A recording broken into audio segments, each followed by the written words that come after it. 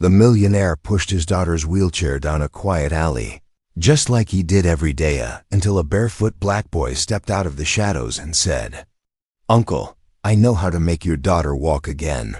The millionaire froze. Was it a cruel joke? A scam? Or was this the miracle he'd been praying for? What happened next shocked everyone, including the doctors who said she'd never walk again. Gregory Vale had built his life on control. Controlled markets, controlled investments, controlled outcomes.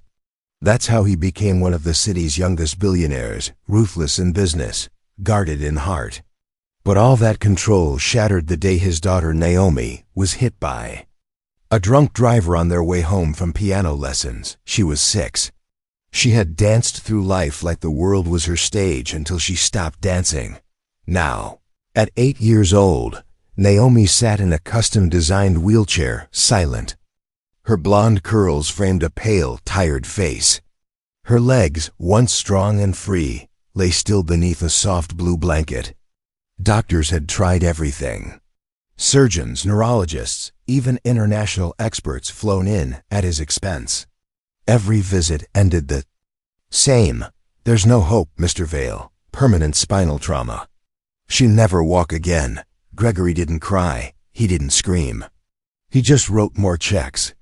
If money couldn't solve it, maybe faith could. But faith, too, had grown silent. That day, like many others, Gregory pushed Naomi along the quiet alley that curved behind the central library. It was their peaceful route, hidden from the paparazzi and curious stares.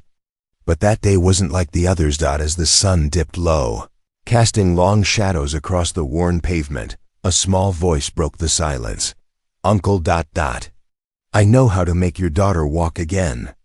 Gregory stopped. He turned slowly, one hand still on the wheelchair handle, the other already reaching for the discreet panic button in his pocket. But what he saw made him pause. A boy no older than Naomi stood near a rusted dumpster, barefoot. He was black, wrapped in a tattered coat, too large for his small frame. His eyes, though tired, burned with strange certainty. "What did you just say?" Gregory asked sharply. The boy stepped forward. "I said I can help your daughter walk again." Gregory's eyes narrowed. "Are you part of some scam? Who sent you?" "No one," the boy replied calmly. "My name's Micah. I live behind the train station. I saw you here yesterday. I waited because I had a feeling you'd come again." Naomi, for the first time in days, stirred. Her eyes shifted toward Micah. "We've seen dozens of professionals," Gregory said. "All of them said the same thing. It's permanent." "But none of them met my grandma," Micah replied. Gregory almost laughed. "You're what, 9?" "10, Micah said proudly. "She raised me. And she helps people. She helped me. I used to walk sideways, one foot bent the wrong way. Kids said I was cursed. But Grandma said pain hides in places X-rays can't see." Gregory rubbed his temples. This was insane, utter madness. And yet, Naomi turned to him, her voice soft. "Can we try, Daddy, please?" He had said no to so many doctors, no to false hope, no to miracle cures. But that tiny voice, trembling with something close to hope again, cracked his defenses. "We leave the second something feels off," Gregory warned. Naomi nodded. Micah smiled. "Follow me." They walked deeper into the city's forgotten heart. Past graffitied walls, broken fences. Dogs barked in the distance. A flickering streetlight buzzed overhead. "This is not smart," Gregory muttered, gripping Naomi's wheelchair tighter. But still they followed. The city gave way to an overgrown trail, twisted trees and damp soil. Micah didn't slow. He moved like he belonged here. And then, after several minutes, they reached a small cabin nestled under a thicket of moss-draped trees. It looked like something out of an old storybook, handmade, fragile, magical. A soft creak sounded as the door opened, and a woman stepped out. She was old. How old, Gregory couldn't guess. Her skin was lined but radiant. Her silver hair fell in braids decorated with twine, beads, and wildflowers. Her eyes, green and piercing, met Gregory's, then Naomi's, then Micah's. "You brought them," she said softly. Micah nodded. He didn't believe, but she did. The woman walked toward Naomi, her steps deliberate and slow. "Child," she asked gently, "may I touch your knees?" Naomi looked to Gregory. He hesitated. His instincts screamed no, but his heart whispered otherwise. He nodded. The woman knelt. Her fingers brushed against Naomi's legs. She closed her eyes and began to hum, a sound like wind in the trees. Low and steady. Naomi flinched. I felt something," she whispered. Gregory's head shot up. "Felt what?" "A tingle." "In my toes." The woman opened her eyes. Her body remembers what science forgot. The trauma isn't only in the spine, it's in the soul, Gregory scoffed. "That's not medicine." "No," she said, "it's truth." Micah stood quietly nearby, watching, not interrupting. "Can she try?" he asked. The old woman turned to Naomi. "Only if you want to, child." Naomi nodded. With surprising strength, the woman helped her rise. Her legs trembled. Gregory moved forward in panic, but the woman raised a hand. Naomi stood. One foot. Then the other, unsteady, wobbly, fragile, but standing. "Daddy. Naomi whispered through tears. "I'm standing." Gregory fell to his knees, unable to speak. His daughter, his paralyzed daughter, was standing in front of him. He reached for her as if she were made of glass. "Don't move too fast," he choked. Naomi smiled and took one small step. Then another. Then she collapsed. Gregory caught her mid-fall. "I've got you," he whispered. "I've always got you." Micah didn't cheer. He didn't boast. He simply stood, still and quiet. Gregory turned to him. "Who are you?" Micah shrugged. "Just a boy who remembered what it felt like to be broken." Gregory pulled a checkbook from his coat. "Name your price." "I don't want money," Micah said. "I want people to believe again." The old woman approached and placed a hand on Gregory's shoulder. "Healing isn't always in hospitals. Sometimes it waits where no one dares to look." As they prepared to leave, Naomi looked at Micah. "Will I see you again?" Micah smiled. "If you ever forget how to believe, I'll be nearby." For the first time in 2 years, Gregory Vale didn't wake up to the silence of despair, but to the sound of cautious laughter. Naomi was in the living room, sitting upright on the couch instead of her wheelchair. She had propped herself up using a broomstick and a pillow. Her legs trembled every now and then, but they were no longer numb. They were alive, aching, slow, rebellious, but alive. Gregory stood in the hallway, watching her as if she might dissolve if he blinked. There was no medical explanation. No test could measure what had happened. And yet, there she was, smiling at cartoons and wobbling like a baby deer on legs, rediscovering life. "Daddy, I think I can take 3 steps today," Naomi announced proudly. He nodded, swallowing a lump in his throat. "We'll try after breakfast." But something inside him couldn't rest. That boy, Micah, that strange old woman, that cabin tucked into forgotten woods. It wasn't a dream, but it felt like one. Gregory had lived his life in boardrooms and billion-dollar deals, not in stories about healing from humming or truths deeper than X-rays. And yet, Naomi stood. He pulled out the card he'd given Micah and placed it beside his wallet. His hand hovered over the phone, ready to call his assistant, to launch an investigation, to control this miracle like he had always controlled everything else. But then he stopped. Micah had asked for nothing but to be heard. What if this faith, patience, presence was part of the healing too? Still, curiosity is a stubborn companion. So Gregory did what no executive or father ever wants to admit. He got into his car and went back to the alley. The alley looked the same, cracked concrete, overturned bins. A cat slinked past a broken bottle. But Micah wasn't there. Gregory stood there for nearly an hour. No one came. Just as he turned to leave, he heard a voice, ragged, low, barely audible. "You came back." Micah stepped out from behind a dumpster, holding a torn backpack and a half-eaten apple. His coat looked even worse in the daylight, stitched with shoelaces and duct tape. "I needed to ask," Gregory began. "I know," Micah said softly. "They always ask after the first miracle." Gregory didn't understand. "Who's they?" Micah looked up. "The ones who forget that belief isn't a transaction." Gregory lowered his voice. "Listen, I just want to understand. Who are you?" "That woman, your grandmother, how did she know?" Micah walked past him and sat on the curb. "She used to say that the world only listens to pain when it's loud. But real pain, it's quiet, it hides." He picked at his apple and continued. "When I was little, I used to cry myself to sleep every night. My foot bent inward. Doctors gave me braces. Kids gave me names. But my grandma, she didn't try to fix me. She just sat with me, hummed with me, listened." Gregory sat beside him, careful not to touch the ground with his tailored coat. "That hum she did," Gregory asked. "What was it?" "A remembering," Micah said. "That's what she called it. Not a cure. Not magic. Just a remembering of what the body forgot when the heart gave up." Gregory stared at him.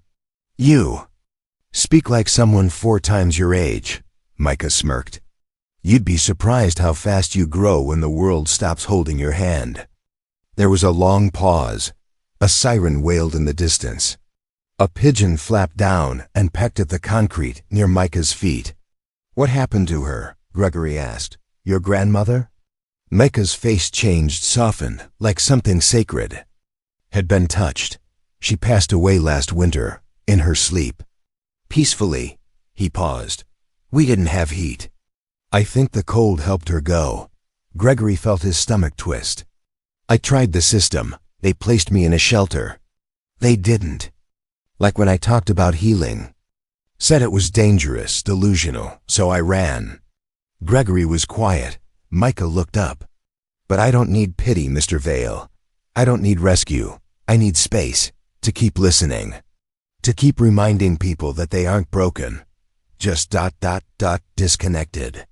Gregory felt like the concrete under him had cracked.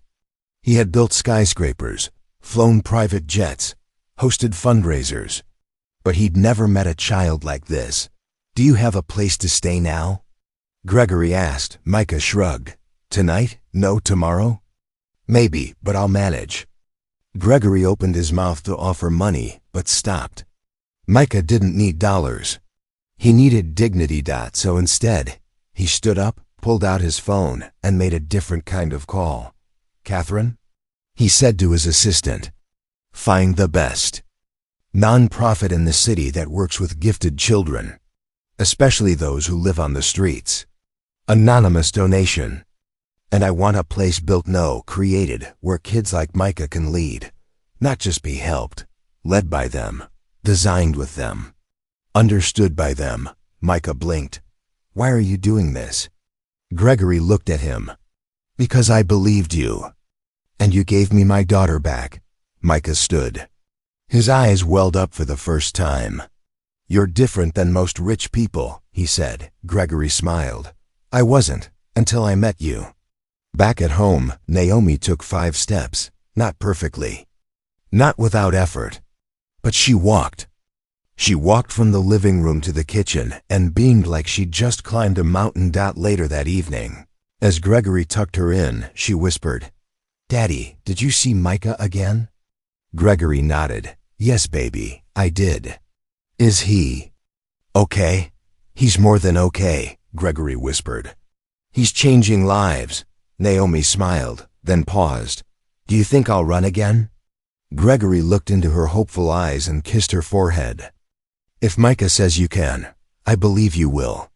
The first time Naomi ran wasn't on grass. It was on water. In her dream, she ran across a silver lake that shimmered like stars had spilled into it. There were no doctors. No wires, no wheelchairs. Just her laughing, free.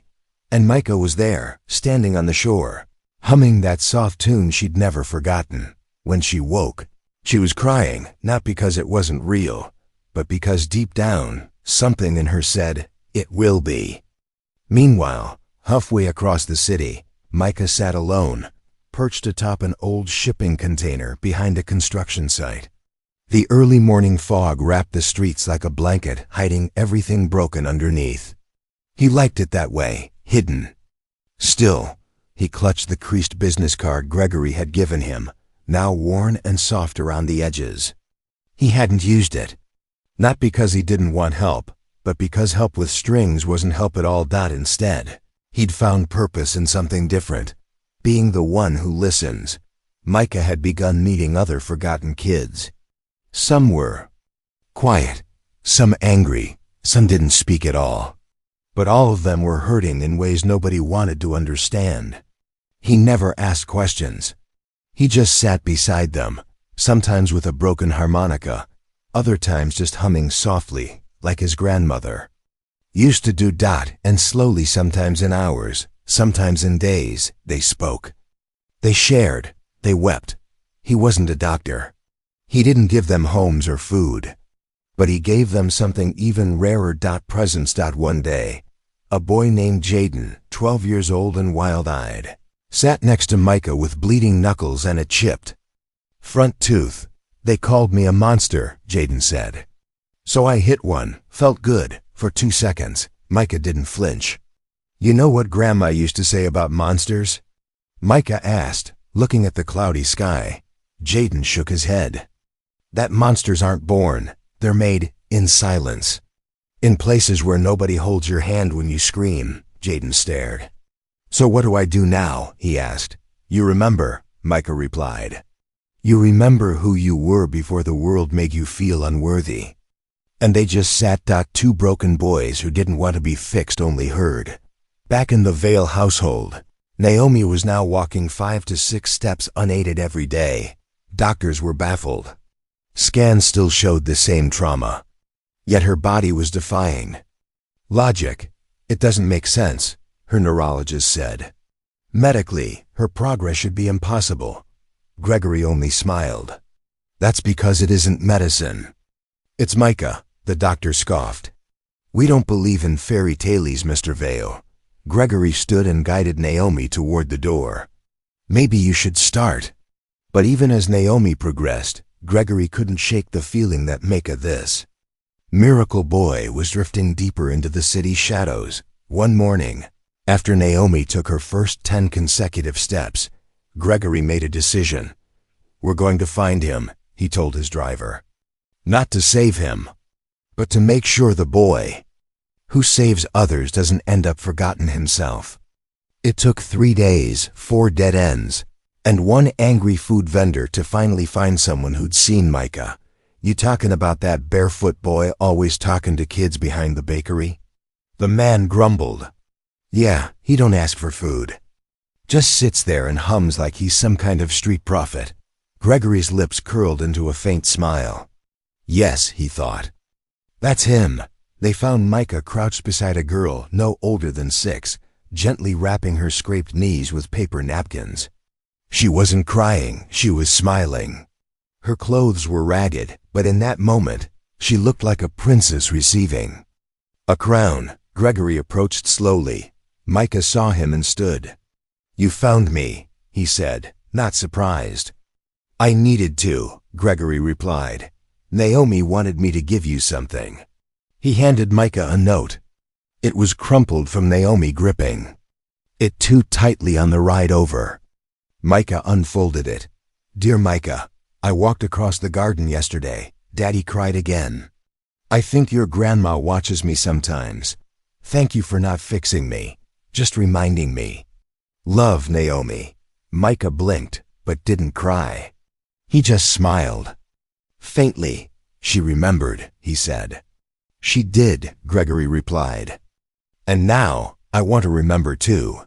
He sat beside Micah on the curb. "What are you doing out here, Micah? I mean, really. Why not take help?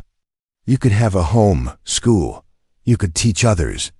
Micah looked around. I don't need a home with walls, Mr. Vale. I need one with ears. These kids. They're screaming silently, and nobody listens, except me. Gregory was silent. Do you want to be a healer, Micah? No, the boy replied. I want to be a mirror. To show people who they were before the world told them they were broken. Later that night, Gregory made a decision that would change hundreds of lives. He called his architect, his lawyers, his board members. We're building a center, he told them. But not just any center, a healing space. No doctors, no medicines. Just story circles, quiet rooms, music, art, listening. And who's running this place? One man asked. A barefoot boy who hums songs most of us forgot how to sing. The sign read, The Listening House. A place where silence speaks and hurt is heard. No marble, no glass, no gold. Just weathered wood, open space, and sunlight pouring through wide windows that didn't try to hide the world outside. At the heart of it all stood a boy barefoot as ever, his back to the cameras, facing a circle of children, some rocking silently, some humming with him, others just breathing.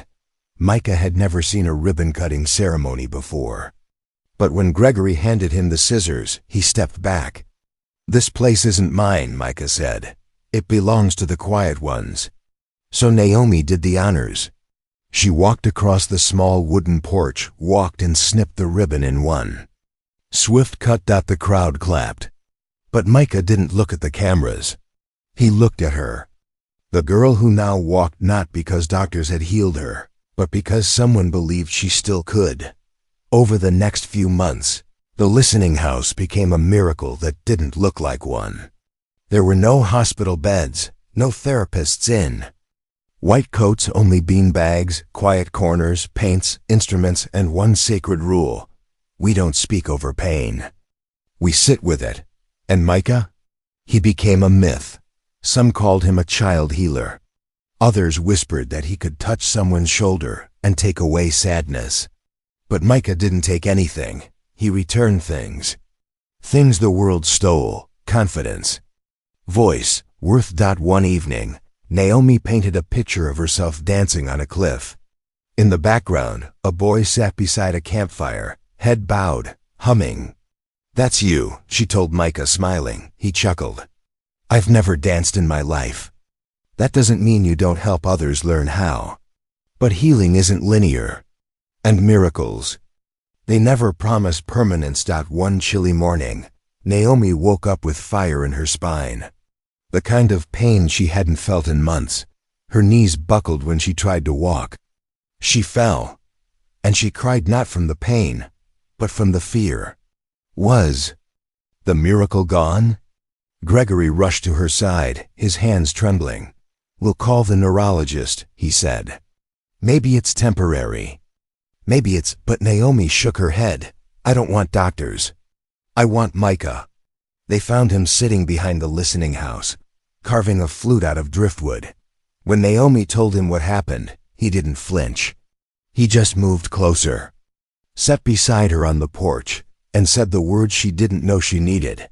Sometimes the body forgets. So we reminded again, together. And he hummed that low, strange song again, like wind through old trees or ocean through shells. Naomi closed her eyes. I feel it, she whispered, in my toes. Then we start there, Micah said, one toe at a time. Word of the listening house spread beyond the city. Not because it had doctors or fame, but because it didn single quotes d. Parents brought children who had stopped speaking. Teenagers who self-harmed in secret found safe corners to draw what they couldn't say. And children who had nothing found presents. Micah never wore shoes, never accepted money, never took credit. He sat, hummed, and listened. That was his gift. One afternoon, a well-dressed man from a national TV station approached Gregory Vale. We want to feature him, the man said. The barefoot boy, Micah, a miracle child, maybe even a movie. Gregory looked at him long and hard. Micah doesn't need spotlights. he said. He is the light. If you try to own it, you'll lose what makes it real. The man didn't understand, but Gregory did, because once upon a time, his daughter had stopped walking. And now she danced not because of medicine, but because of presence.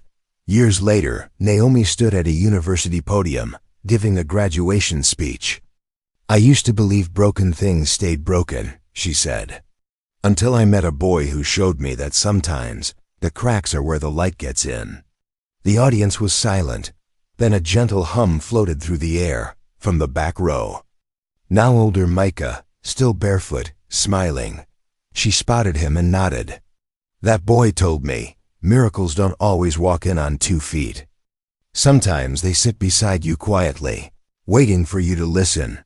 Outside the hall, as people rushed for autographs and cameras, Naomi snuck around the side to find him.